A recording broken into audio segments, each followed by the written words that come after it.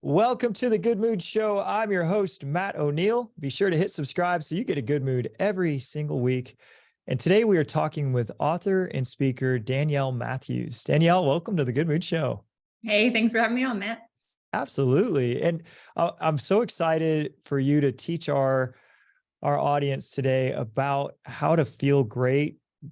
But we're going to get into a little bit of your story about what led you down this path in the first place. At age 23, Danielle was hit by a drunk driver, and she sustained a life-altering injury to her brain. The medical world said there was no hope of recovery, and they just told her to accept life as her new normal. And although her body was physically impaired, her spirit was strong, and she refused to believe this diagnosis. She's going to share her incredible story today. But she's also got a free gift for you. She's written a really remarkable book. I've read it. I loved it. It's called Mind Control. If you're already a member of the Good Mood Show newsletter, we'll send you a copy. And if you want a copy, just sign up for goodmoodshow.com newsletter and we'll send it to you. But Danielle, let's go back to that moment. You know, being hit by a drunk driver, that's certainly not something that you wanted to have happen. What was going on? Yeah, it's interesting. I was 23 years old. So I was post-graduation, like I went to University of Virginia. I graduated with a degree in biology. I had spent a couple of years doing Teach for America. So teaching in a low-income area out in Denver, Colorado. And I was actually just 2 weeks off of that having finished, thinking I was going to spend the summer figuring out, graduate school, what do I want to do next, that sort of thing. And I was up early in the morning. It was like 7 a.m. on a Saturday. I had been out the night before with a friend of mine. It was his birthday. I spent the night, woke up early to go meet my parents because we were going to a wedding. So just like typical day. And 7 o'clock in the morning, I was leaving Baltimore. And anyone that's from Baltimore or knows Baltimore City in Maryland, I was on South Charles Street, which is like one way each way.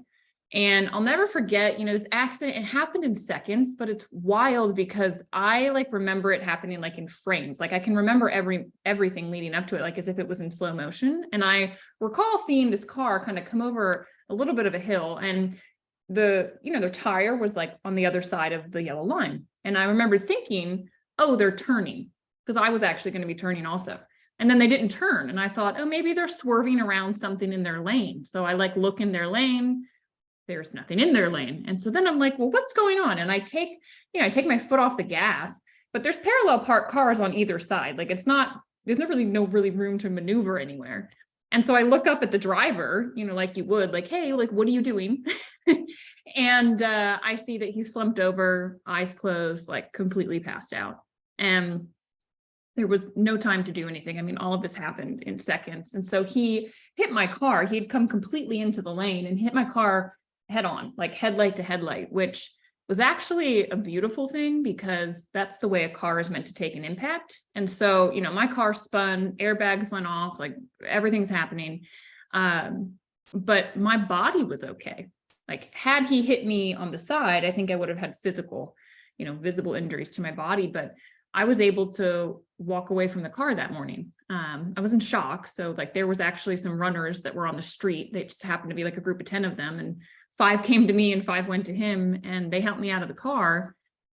And I'll never forget, one of them said, do you want to call somebody? I said, yeah, I want to call my mom. And I was like, I don't know where my phone is. So someone went to go look for my phone, and she handed me her phone. And she said, why don't you just use mine? I couldn't figure out how to use the phone. And it wasn't because she had an Android and I'm used to iPhone or something like that. It's my brain literally couldn't figure out what to do. It was very strange. So I handed it back to her and I said, can you call? And she kind of looked at me and she said, sure. And I said, what's the phone number? And it's been my phone number since forever. So I remembered my house phone number, and she made the phone call. And I guess somebody else called, 911. And before I know it, ambulance is there, paramedics, police, everything's happening. The guy got arrested. I never spoke to him, but the paramedics, interestingly, Matt, they didn't even have me really stand up to check me out. They just kind of spoke to me and they said, are you okay? And I'm first time I'm looking at my body and I'm well, I've got these burns. And they said, that's just from the airbag. I had a bruise on my knee. And I said, I feel really out of it. And the guy said to me, you're just in shock. You've been in an accident. It's just shock. And I was like, oh, I've never been in an accident before, right? I have no idea what shock feels like. And I said, okay, like if that's what this is, then I guess I'm fine. This is going to wear off. And so they left, like they didn't take my vitals. It was really bizarre. They didn't do any of that. But my parents then came to the scene. And once everything was taken care of with police, they took me to an urgent care. And that urgent care also misdiagnosed me. They said, you're just in shock. This will wear off. And my mom kept saying like this, she doesn't seem like herself. And they said, yeah, it's just shock. And so, I kind of went on, we went to the wedding. Yeah, and I couldn't figure out how to dance. I mean, it was like, I was so out of it. Like my brain and just things were not connecting. And eventually, over the next week, 2 weeks, I was having severe like headaches, like pounding like you wouldn't believe. And I'd gotten a sinus infection too, which just added to the trouble. But we went in to see my primary care, and he was the one that said, no, you've had damage to your brain. You need to see a neurologist. And ultimately, we got the diagnosis that I had sustained what they called a mild traumatic brain injury, which I remember even then thinking, that's an oxymoron. That's an oxymoron for sure. How could something be mild traumatic? I'm like, yeah. But they said, we try to get people that have had brain trauma to your space, like, because most people have a brain bleed or they're in a coma. And I didn't have that severity. I didn't have any bleed. My brain, when they did like a CT scan, it was in alignment, like it looked normal.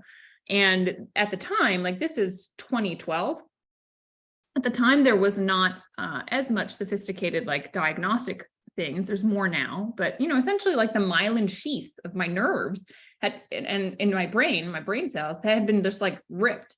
And so you couldn't pick that up on imaging, but it slowed everything down. And it was also immensely painful for me.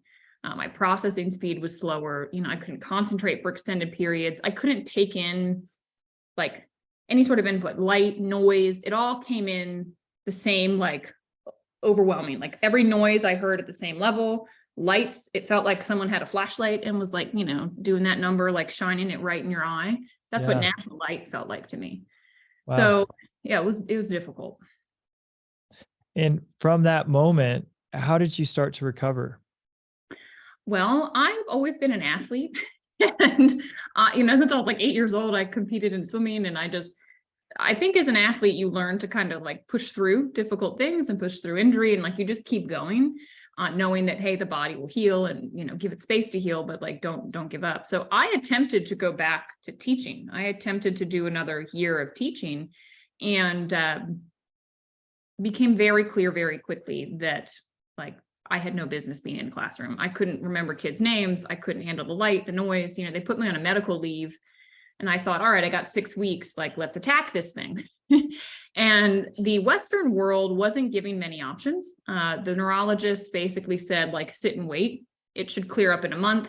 When it didn't, they said 3 months, nothing we can really do to promote healing, right? Just like be in a quiet room. And so we kind of tapped into more of the alternative space. I'd started doing hyperbaric oxygen treatments. I did neurobiofeedback with a woman that was working with brain injury with veterans near Walter Reed Hospital in Bethesda, Maryland. I changed my diet completely. We pulled out gluten, anything that was like causing inflammation. I was taking handfuls of supplements, vitamin B and like all these things, fish oils, to just try and promote my brain getting the right nutrition, the right building blocks to repair. But 6 weeks on, nothing really was changed. So I ended up, getting quote unquote fired, right? Let go, because I couldn't fulfill my job role. And with that, it was really intense, because all of a sudden it was like, well, my independence is gone. Like, I don't have an income now. I can't live on my own. I was having panic attacks when I would get into the car, because like if something happened unexpected, my body just went into this intense, like I would hyperventilate. I couldn't feel myself. Like I would go numb. It was tingly. It was awful. I would just start crying. And I ended up having to move back in with my parents, which thankfully, they were in a position that they could help. And we just... You were a true victim. I mean, this is the definition of something happening to you that you didn't cause. You're driving at 7 a.m., clear-minded, going to a wedding with your family, and someone was still drunk from the night before and fell asleep at the wheel and hit you head on. And because of their choice, you lost your job, you lost your income, you lost your independence, you lost your ability to hang out in light and sound. Yeah. Like you lost your ability to focus. You lost like so much from one person's decision. And it wasn't anything that you had done. Like it would have been totally normal for you to spiral into a victim mode of Wow. suffering and woe is me. Well, and I did.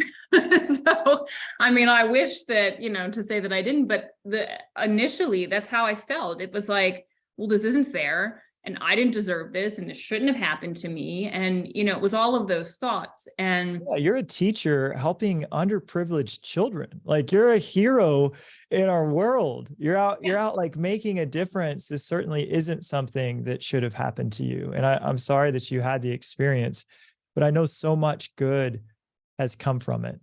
Yeah. And, one of the things that I just loved from your book was you said that you started to work on your inner world.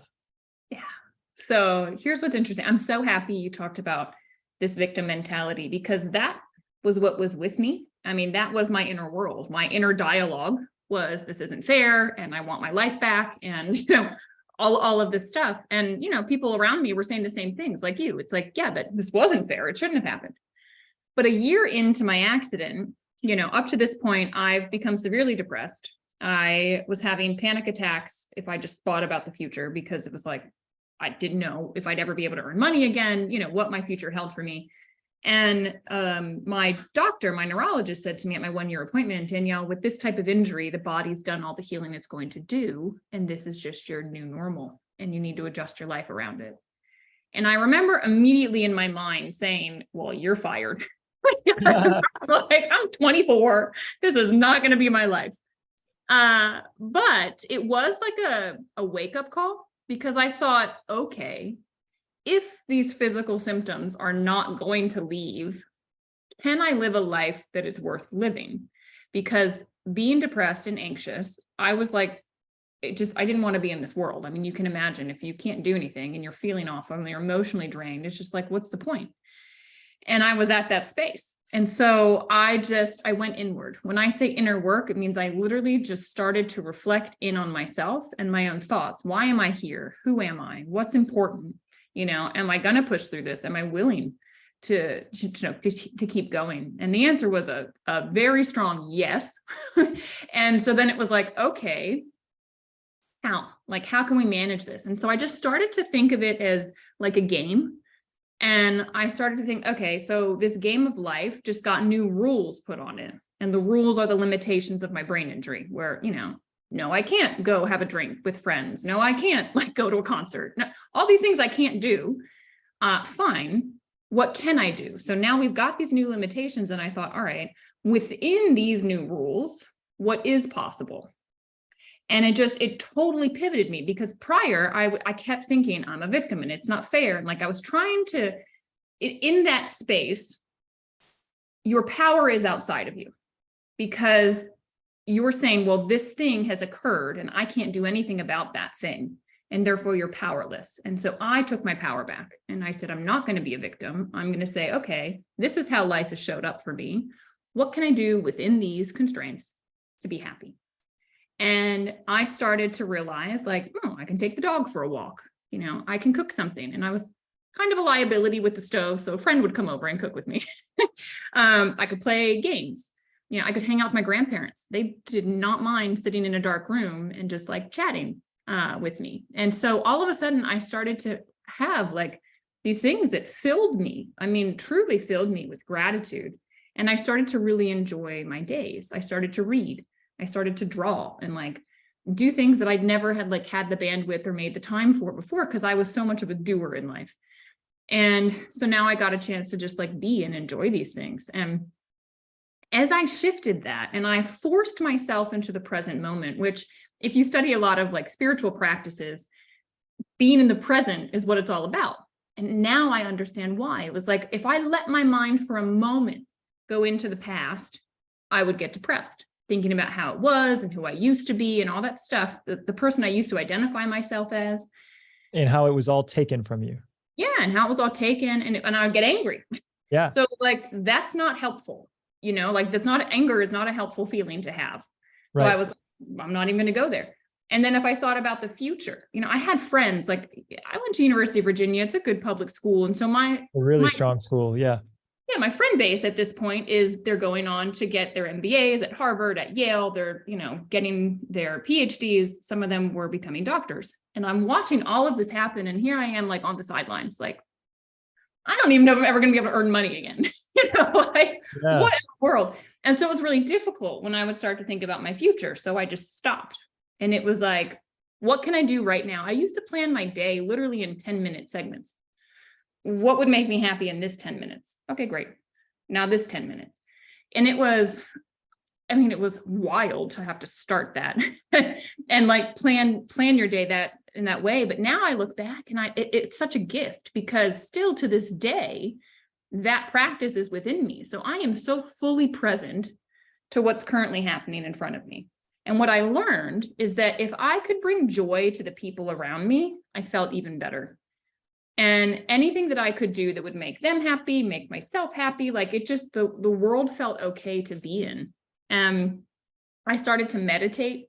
This was massive. Meditation originally, my mom suggested it because it would give me a break from the migraines. Like I had constant migraine, and it would like 30 minutes. I'd be like, wow, it helped me fall asleep at night and like be able to stay asleep because my brain was constantly turning back on. And I never had a deep sleep. With meditation, I was. And so I also, like, I didn't know the benefits of meditation outside of that physical component I was getting. But as I started to meditate, as I started to practice being present, it was like this sense of peace was cultivated inside of me, where my panic attacks stopped, the depression went away, the anxiety went away, and my vibrational state, right? Every emotion holds a vibration, was just higher. And it was really interesting because I watched my family change. Like all of a sudden they like breathed a sigh of relief and were like, Danielle's going to be okay. The physical issues were all still there, but the mental, emotional, spiritual space, calm and totally fine. And so we all kind of were like, okay, whatever's unfolding, we're going to trust it. And interestingly enough, I didn't know about the law of attraction or the law of vibration at this point in my life. But I had shifted myself, and they say that like vibrations attract like vibrations. And when I pulled myself from the victim mentality, because when you're in a victim space, there's a lot of anger, there's resentment. It's a very low vibration.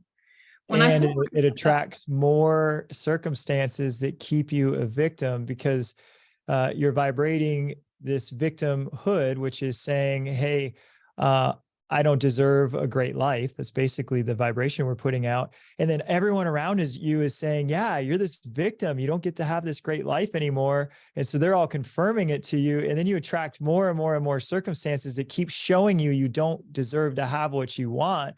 And it's like you stay. That vibration keeps you there. Yeah. And then Crazy. you raise your vibration through, it sounds like a lot of work, like a tremendous amount of work. Meditating for 30 minutes at a time is not easy. Well, it is with a practice called Yoga Nidra. Yoga Nidra is like a guided meditation, and it's like literally they call it meditation made easy. And because you do it laying down, and you're guided through like, body techniques, breath techniques, viewing energy. They insert intention in there.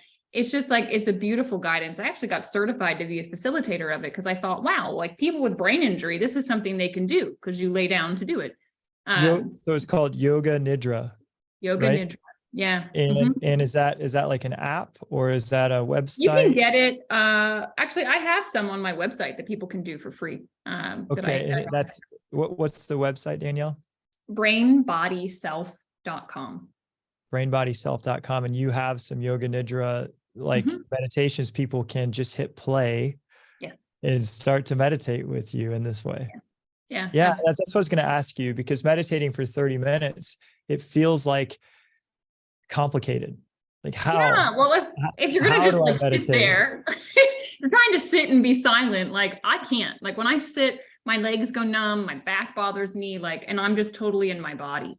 So this practice, this lineage of yogis, they say lay down, like allow yourself to be supremely comfortable, like put a blanket over yourself, have a pillow under your head, like get comfortable so that you're not in your body. And then the techniques they use, it's brilliant. And it walks you down into the delta wave, which is the state you usually go into before you fall asleep. And it's beautiful. You just watch your thoughts kind of like drift away, and you get to stay totally present to what, what's being said to you. And eventually you disappear. It's almost like that same space you're in before you fall asleep, where like you're kind of like watching your thoughts, but they're like distant and you can feel yourself slipping away. Like that's the meditative space.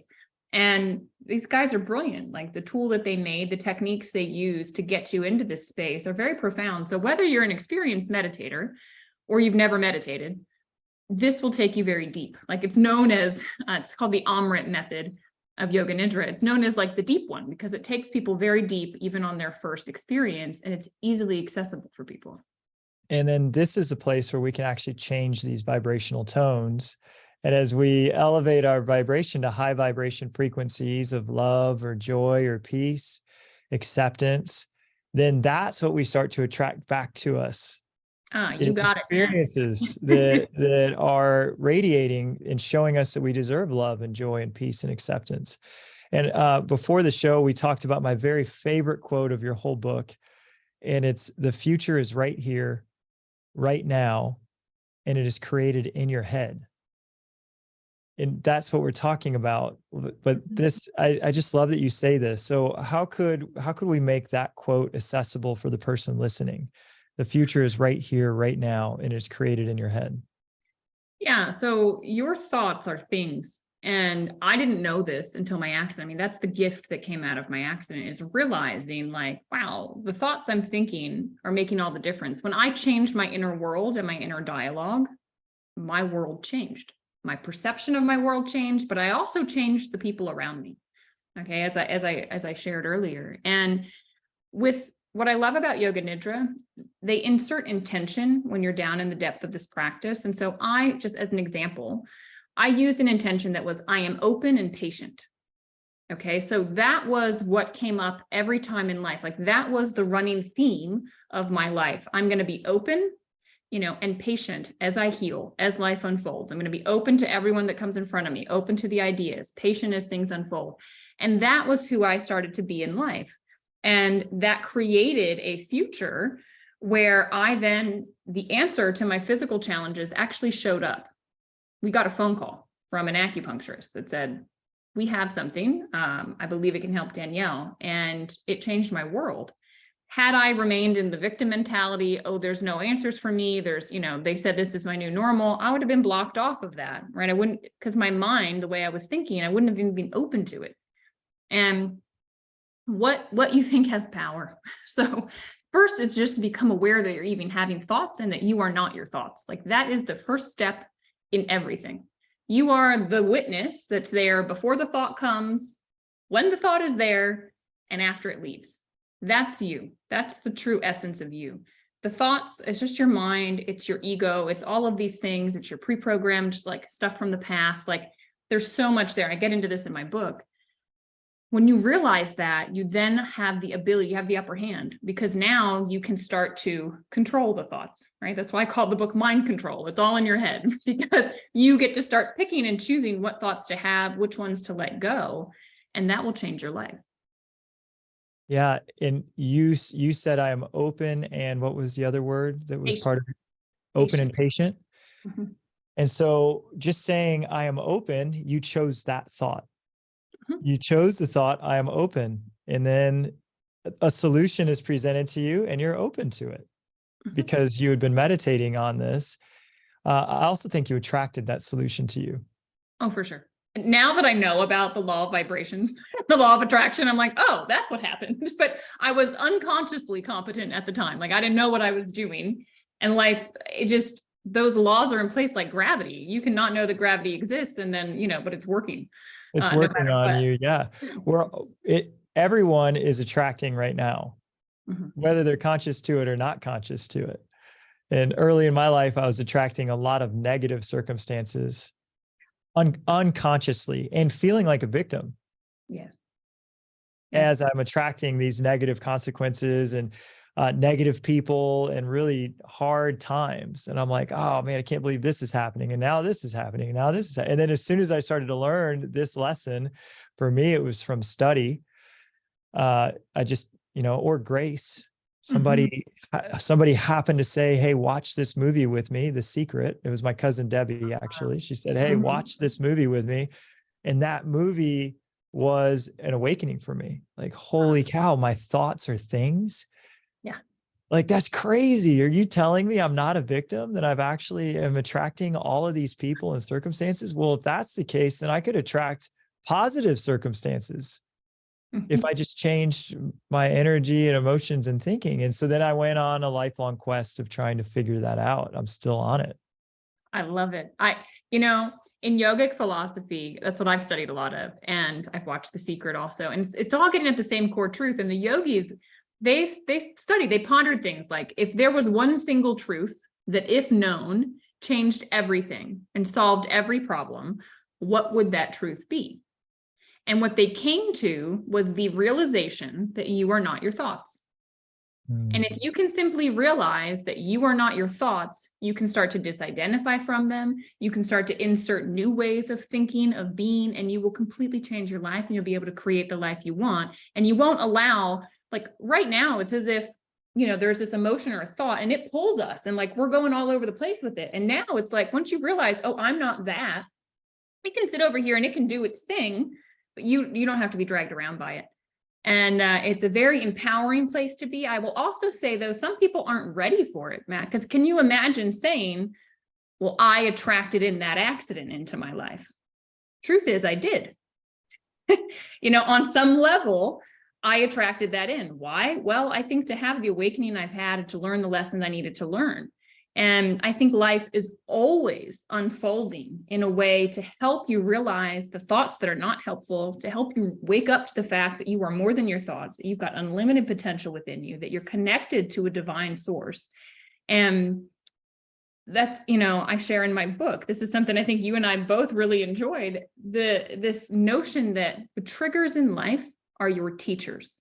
The obstacles, the people, the circumstances, whatever's going on that's got you ticked off, that's got you blaming, these external things, it's actually meant to wake you up. That thing is happening to make it so uncomfortable inside of you that you actually go, wait a second, this thought is not a helpful thought to be having. And it wakes you up to the thought patterns, the belief systems, I call them sunglasses in my book, the things that are just in the way, that are not letting you observe life as you should be, for what it is, for what's actually happening in the present moment. You have it clouded by, these different thoughts. And the moment you realize these triggers are teaching you, you will be set free. It is like, wow, life is constantly unfolding to teach me and to help me become the best version of me, and to see these things inside of me that are, not helpful, that maybe I'm unconscious to them. I didn't even notice that I was having them. Your triggers are your teachers. I love it. And what you were saying is true. I can't go around saying to someone who is very, very attached to their victim story, hey, you created that. Because that's mean. It's super mean. It's super cruel, because if someone isn't ready for it, then all it is doing is taking someone who's already down, who's already in a low vibrational mode of victimhood, and then kicking them and saying, you did this to yourself. Right? That's not actually helpful at all. In fact, when somebody is lost in that victim mentality, what they need is love and support and acceptance, and told that they're loved exactly as they are. They don't need to be told that they did anything wrong. It's only once you've had the hero's journey that you have, where you've climbed out of the victim mentality and seen that you're not your thoughts, and seen that you're the witness of these thoughts, and then seeing how you may have even attracted to you a circumstance that created you into a greater version of yourself, that then we can talk about this, but not in the moment that you're a victim at all. Yeah, it's tough in the moment. I think if someone had said like, Danielle, one day you'll be grateful for this, I'd have punched him in the face. Right. There's Like, no are you way. kidding? I can't make an income. I can't even be in a Yeah, crowd, and I love live music, and I don't get it yeah, anymore. Like, yeah, that it wasn't right. you a-hole. How dare you? How dare you say that this would be one of the greatest things that ever happened to me? I was at a Tony Robbins conference years ago, and he was guiding us through this meditation, and he said, "What if your problems were gifts sent to you by God Mhm. to help you become more?" And that was an awakening sentence for me. Yeah, that's And beautiful. it's what you've seen.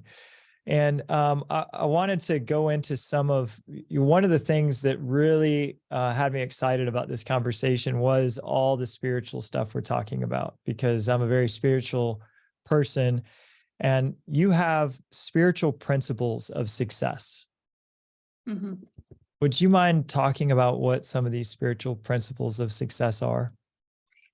Yeah, there's an equation that I use in life and in my business that has really made a giant difference. And that is, you have the external world plus your internal response, and that equals your reality.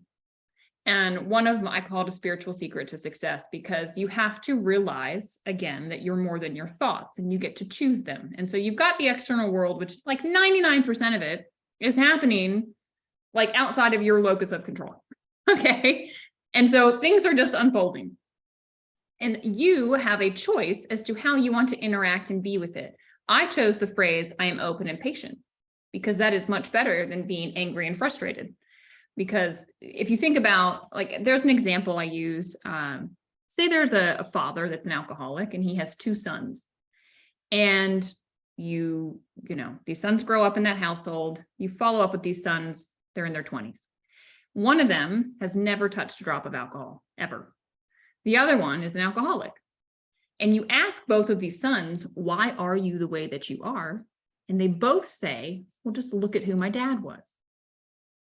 Same external world, but a very different internal response. The one brother is like, I will never be like that. I don't want my life to be like that. So he doesn't touch alcohol. The other one says, of course I'm going to be like this. Look who my example was. And thus vastly different realities. And the truth is, in any given moment, with everything that's going on in life, you get to pick and choose how you want to interact and react to it. And you have the power, right? And I think it's very easy to think, oh, I'm powerless. It's easier to give away the power to somebody else. Oh, the government decided this, or this happened to me at work, or whatever. That's fine. But like we talked about, you're going to end up in like this victim space where you've got no power to do anything, and your reality is unfortunate, and you're going to keep attracting things in, right? Because like Tony Robbins said, the problems are meant to wake you up. And if you keep attracting in more problems, they're going to get heavier and heavier and heavier until you finally wake up to the fact that like, oh, I have a choice in this. I play a role. I'm actually creating how I'm interacting and reacting to life, and I can pivot. So that's one of the secrets, you know, and in business, like dealing with people, things are unpredictable, right? I'm in a people business. And so every single day, there could be things that I react to, but I just go, well, isn't this interesting, right? How do I want to interact and be with people? I just want to see the divine in them. I want to have an open heart. I want to see their divinity, even if they are giving me a lot of BS in the moment. Like, I'm going to look at them and talk to them as if that's all I see, you know, so I don't get my ego involved and I don't get reactive. When you, again, I call the ego, like, to me, that's all these crazy thoughts going on in the mind, right? And usually it's based out of fear, and you know, it's worried about the I, it's worried about itself. If you can put that to the side and you can show up, and like the triggers being your teachers, that's another spiritual principle for me. And it's the same thing Tony Robbins said, these problems are really gifts, right? Because it's meant to wake you up to the fact that you've got some limiting things going on that you need to bypass, you need to get rid of, right? And you also need to realize there's more within you haven't tapped into yet. And so in anything, I teach my team all the time, like, look, watch your reaction to something. Where are you getting emotionally pulled around by this? Okay, let's deal with that so that you can let go of the emotional attachment you have to all of this. And you can actually see, well, what is it? Are you afraid of being rejected? Are you feeling that you're not worthy? Are you feeling unlovable? Like, what's actually the essence of the problem? Because it is not the interaction that you just had with the customer. Guaranteed. It is not that. So it is something within you. And when you can start to work on that, what I've seen in business and in life, the more you work on you, the more things expand externally. The more I've worked on myself, the more my business has expanded. You know, you attract in leaders into your business, right? That have also done that kind of work. And now you guys can work together to make even a bigger impact. And it all starts with your inner world, you know, and if you're not willing to do the inner work, life is probably going to still frustrate you. Yeah. And the struggles actually don't go away.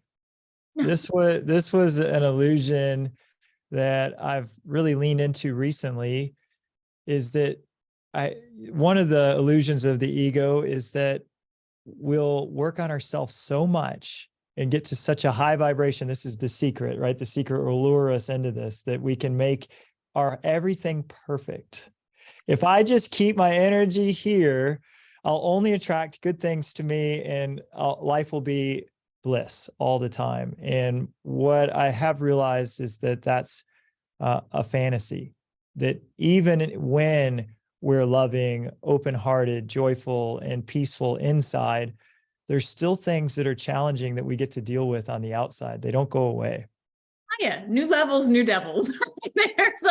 there's so many layers to this. And you know, I also think there's like opportunities to practice. Like, there's a knowing in your mind of concepts, and then there is a living them. Yes. You can live from the space of knowing, like your ego. Like, sometimes there'll be big checks to your ego, and the ego is even like the achiever in life and wanting to, like, you know, create this or have this status or whatever. Like, there can be checks to that. Can you be okay with that? Can you be okay with people, even if they're wrong, not liking you because of some judgment that they have about you that's incorrect? Can you be okay with that? Like, there's just so many things that will continue to unfold. And what I love about it is, like, that's the human journey. Like, if people realize this is just a game, you know, like, we're just here to learn these things. And if we keep an open heart and an open mind about all of it, it gets a little bit easier, you know, because you're like, I have this yin yang in the back here to remind me that, like, life is always a flow. And I think people get into trouble. I have these all over the place because, like, this is the flow of life. It goes dark and light. Like, that is just what happens. And that's the polarity of this planet. Like, Earth has it. There's up, there's down, there's positive, there's negative, there's love, there's hate. Like, we came here to experience this. The problem people get into is they have preference. I like joy better than I like sadness. Me too. Well, if that happens, you're in duality, right? So when sadness shows up, you got a problem because you're like, I like joy better. The secret, and this is the last spiritual secret I'll share, is to not be in duality in life. It's just to accept the polarity. So you can be with the sadness just as well as you can be with the joy, knowing full well that it's all part of the same, right? It's all part of the same whole. And I think that's the secret. And that is difficult to be with the harder things. If it was easy, it wouldn't be as much fun. Yeah, like, who wants to play a game they know they're going to win every single time and do that for eternity? Let's just say for millions of years and eons on end, you play a game that you mastered like 10 million years ago, and you're just so good at it that nothing ever bothers you. I relish it, how hard life can be, because it means that I still have so much more to grow and so much more to learn. But man, it's hard. Like what you're saying, to have full acceptance in the depths of sadness and grief, of seeing the beauty that our heart can sing that song, that sad song. And that's not an easy thing to do at all. But it's like this, because like, it's like blurry back here, but this tree of life, it's like the roots come in the dark times. Like, that's like my inner work happened in one of the darkest phases of my life. And that's what they call the dark night of the soul. But what came out of that, right? This beautiful, expansive tree that's now, you know, reached thousands of people globally, et cetera. Like, that all came out of that. It wouldn't have come without that dark time. So to me, it's a pendulum. And now, like, when the difficult times come or when something unexpected happens, I always go, this is about to get interesting, because something beautiful is going to come from it. You know, if you just allow and accept the journey for what it is. Oh my gosh, it's so beautiful. Yeah, so now the next time the very difficult time happens, and it's coming for me, I'm sure, because I'm human and I'm still alive. So I get to face the next dragon. I Mhm. get to have the next challenge. The next time it's coming, it's to say thank you during the forging process, Yeah. during the dark night. It's to say thank you to God for this problem, because I know I'll have to respond and grow and become more expansive because of the challenge that I'm facing. It's just this illusion, though, that there will be no more challenges one day. Yeah, no, get rid of that one. That I'm just going to get to Gonna the go. certain point of evolution that all the challenges stop. Well, it's just that day's never coming. But I think in the West, though, uh, we are programmed by that. Like, oh, hey, struggle, struggle, struggle while you're here. And then one day you'll get to this magical place called heaven that there's no more challenges.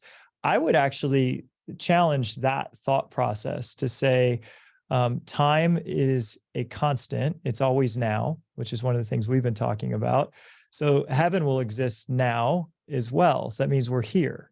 Yeah, this And is heaven. and if we think that when we lose our body and we're just a soul, that we won't be working and struggling and striving and also sad and grieving and trying to make things better from a different realm, we don't just get to sit and relax in clouds all day. That would be super boring. I think there's just as much work and struggle after we lose this body as there is now. Yeah, That's just my take on what I think's coming. I know. I mean, take it or leave it, right? For whatever you guys listening, if this fits your belief system or not. But I really like the yogic perspective. They believe in many lives. They say, in fact, souls will actually come back lifetime to lifetime in the same family groups, in order to create weather patterns for one another, in order to help trigger the thing that they didn't finish working on in their last lifetime, that now they're coming into this lifetime to actually work through, and that we're holding that space for one another. It's a really interesting concept. And to think like, yeah, like maybe in this life, I didn't finish it, or I came into this life and there's something I got to work on. So, sometimes like this will be wild for you. It's like, okay, maybe you worked through all the karma and all the stuff you had to in this lifetime, but now you start working on past life stuff that happened in other lifetimes. And it's like, when I started studying that, I was like, whoa, it's like, it's wild to think. There's a book, Many Lives, Many Masters, that opened me up to this. And it's actually, he's out of University of Virginia, where I went to school, and he wrote this book. So I was like really interested in it, because of that tie. And then also just the contents of the book just really got me thinking, like, holy cow, what are we coming into this life with? Like, this woman had this fear of drowning, I think it was. And he's like, where did that come from? Nothing in this life. And like, it started to open up as he was taking her through hypnosis and all the stuff, all these past lives she had. It's wild. You should read the book. Even if you don't believe what I'm saying, I didn't either. I started reading this and I'm like, well, what if, right? There's so much that we I don't know. know. I've studied so many different writings on past lives. And the Bible actually references in one place a past life. Jesus says that John the Baptist has come back and he was formerly a different person, even though that's not typically a Christian philosophy. But if what is a Christian philosophy is eternal life. And I think what we've discussed today is that the purpose of life is growth. And so if we have eternity, kind of makes sense that maybe we have a bunch of shots at this to continue to learn and grow. I We agree. don't just get one ride on the merry-go-round, that we get a bunch to continue to do it right. But Danielle, this has been just a lovely conversation. I love your book. If you're part of the Good Mood Show newsletter, I'm excited to send it to you. And I'm sure there are people listening who are going to want to learn more. How could they get in touch with you? Yeah, I'd say probably social media is the best way. Instagram, it's just my name. It's Danielle Matthews, and there's an underscore at either end, because I'm not the only Danielle Matthews out there. And that's the best way. I'm always sharing things about post-traumatic growth and spiritual teachings and that kind of stuff. And if you're looking for just more light and more conversation there, please reach out. You can message me there, and I'd love to have a conversation. I love this conversation. Expanded me. The picture of the tree and the darkness and the roots growing in the dark night and the beautiful expansive branches that will stay with me. So Oh. thank you for sharing that. And thank you guys for listening. We'll see you guys next week.